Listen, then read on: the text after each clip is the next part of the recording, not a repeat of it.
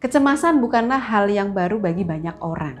Hampir 7 juta orang dewasa menderita gangguan kecemasan umum. Kecemasan sendiri pasti ada penyebabnya. Tidak ada orang yang memiliki kecemasan, tapi tidak ada penyebabnya. Nah, beberapa waktu lalu, ada seseorang pemuda yang berusia 27 tahun dan mengatakan bahwa dia depresi. Setelah cukup lama berkonsultasi, dia memang hampir depresi dan penyebabnya adalah cemas. Cemas terhadap masa depannya, cemas terhadap hubungannya dengan istri, dan cemas dengan karirnya. Yang dia cemaskan adalah hal-hal yang belum terjadi. Nanti kalau karir saya tidak berkembang, bagaimana Mbak Maida? Nanti kalau penghasilan saya tetap dan istri berharap lebih, kemudian istri meninggalkan saya, bagaimana Mbak Maida? Jadi klien saya ini mencemaskan hal-hal yang belum terjadi.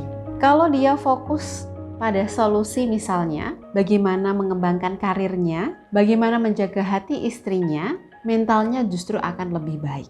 Kecemasannya tidak berlebih dan tidak akan menganggap dirinya sendiri depresi. Nah, hal ini juga terjadi pada salah satu klien saya yang rumah tangganya diganggu pelakor. Jadi beliau ini pernah diselingkuhi suaminya sekitar 7 tahun yang lalu. Suaminya sudah meminta maaf, sudah bertobat, dan berjanji tidak mengulanginya lagi. Bahkan si suami sudah mencium kaki istrinya.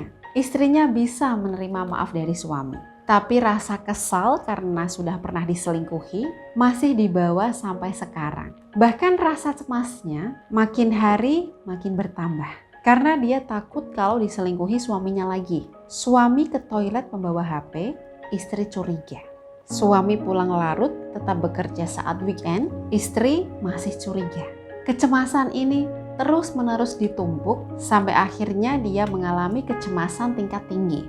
Hampir setiap hari dia selalu mengatakan takut, kemudian suaminya selalu berusaha menenangkan dan berjanji berulang-ulang tidak akan selingkuh lagi. Pada akhirnya klien saya ini takut sendiri dan kasihan pada suaminya karena dia tidak bisa melayani suaminya dengan baik. Yang ada justru dia semakin cemas dan takut jika kecemasannya ini menjadi beban suaminya.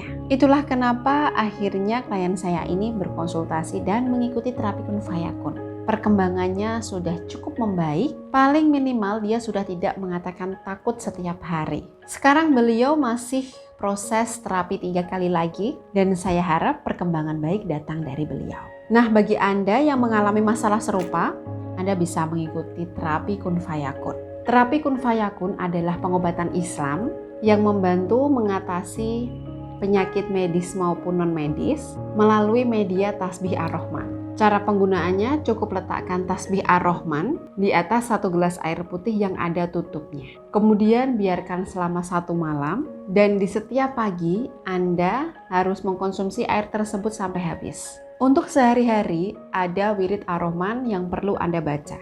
Dan ini adalah wirid khusus untuk membantu meningkatkan ketenangan dan keikhlasan hati Anda. Ketenangan dan keikhlasan inilah kunci dari kesehatan Anda. Ketika Anda sudah ikhlas menerima penyakit yang Anda derita, insya Allah Anda akan merasa tenang dan di situ Sang Maha Esa akan menunjukkan kuasanya. Karena yang dicari Tuhan ketika memberikan nikmat sakit adalah kepasrahan dan keikhlasan Anda menerima penyakit itu. Kemudian Anda kembali kepadanya untuk meminta pertolongan dan perlindungan. Nah, bagi Anda yang siap mengikuti terapi Kun Fayakun dan siap berikhtiar untuk mencari kesembuhan, Anda bisa menghubungi saya di nomor konsultasi yang ada di layar berikut.